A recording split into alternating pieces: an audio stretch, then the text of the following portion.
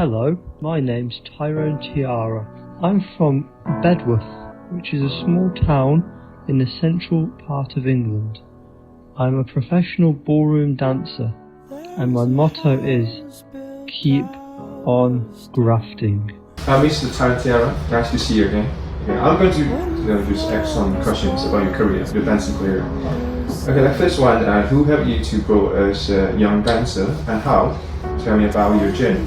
Okay, so I grew up in a dancing family, and my mother was actually my dance teacher. She was dancing for all her life, and she also opened a dance school. So I was raised through dancing, growing up with dancing through my whole life. Okay, what was your best or impressive childhood memory as a dancer? So I remember there's one time, and I was very young, and at that age, kind of things don't mean so much at a certain age. You're not really sure what this means, but I remember this time, and in the big competitions in the Blackpool, we have British Championships in Blackpool, and there is a team match. So it's where the different country they dance against each other, just for friendly, like just a team. And I got asked to be the captain for the team GB, the English team, when I was very young. I was like 10 years old. They asked me to become the captain, and at that time this meant like really special feeling for me, actually, because I didn't expect that to happen. So this was strong, and I remember so happy that I got asked to captain the team at that time. Okay, when do you realize you're great at dancing? Okay, this is a hard question. So I'll be honest, I still don't think I'm that great, of course, because when we're great in anything, normally it means we should retire. It's how I'm trained to think. So I would say I always go by my coaches. You know, if my coaches say I'm improving, then that's great for me.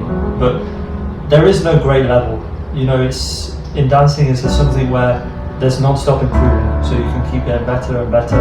And for my personal opinion, if you feel you're great and you're amazing, then it's time to hang up your dance shoes and retire. Okay. Yeah. Do you remember your first dance competition? Yeah, I have a little bit memory from my first competition. Not so much memory, but I still have, I think, a video or the photos from my first competition. So I don't really have memory, but I can see it. And I remember I was kind of this like lost little boy just walking onto the dance floor for the first time. I had no idea what I was doing, and my mum just put the clothes on me, shirt on me, and just pushed me onto the floor.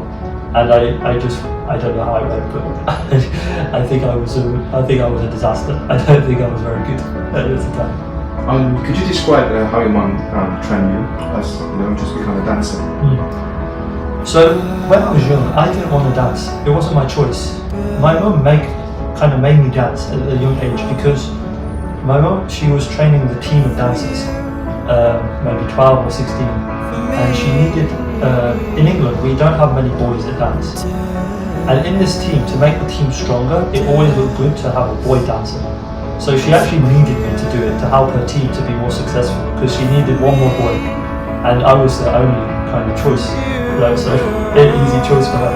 So in the beginning, she really made me dance, and I only remember, even up to the age of 14 or 15, I think at this kind of age, 14, 15, 16, that's kind of blurry, but around this age, I remember my mind switching to my mum wanting me to dance, and me really wanting to dance myself. Yeah. Okay, what is your greatest strength as a dancer, and also what is your greatest weakness as a dancer?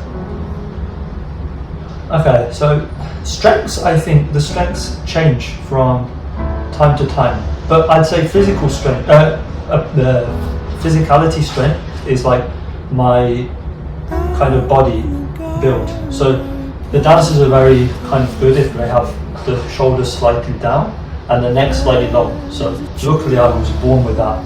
So I was born with a natural strength. So it just on the floor, on the dance floor, it looks better. That's all I can say. And the weaknesses, for sure I've got to say my mind is the biggest weakness. I think I get better in this in recent years, but I think my mind really holds me back, because sometimes you always want to be better, always want to push more, and this sometimes makes me very frustrated in the practice, and it actually stops me from getting better, because I really want to be better, but I'm frustrating myself in my mind that I want to be better every day. So in a way, it's kind of holding me back as well. Have you ever disagreed with your instructor, and also tell me about the situation and how you resolved the matter? So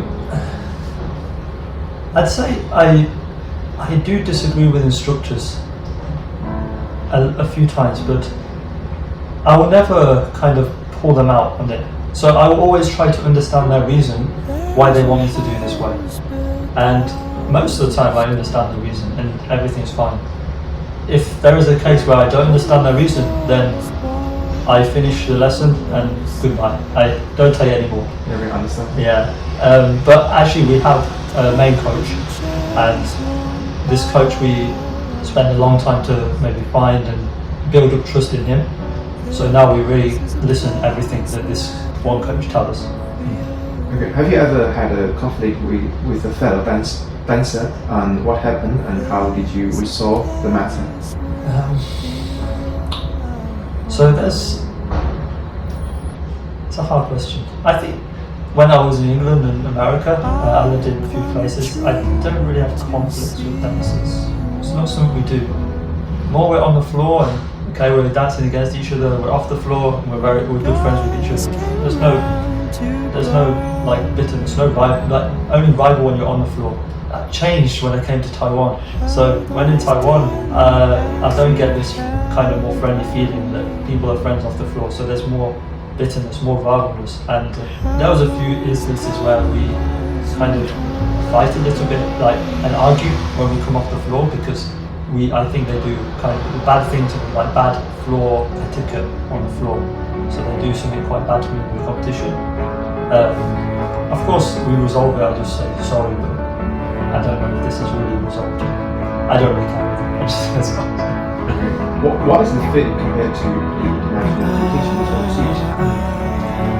So I'd say the first time I came to Taiwan and danced in Taiwan, the competitions was very good.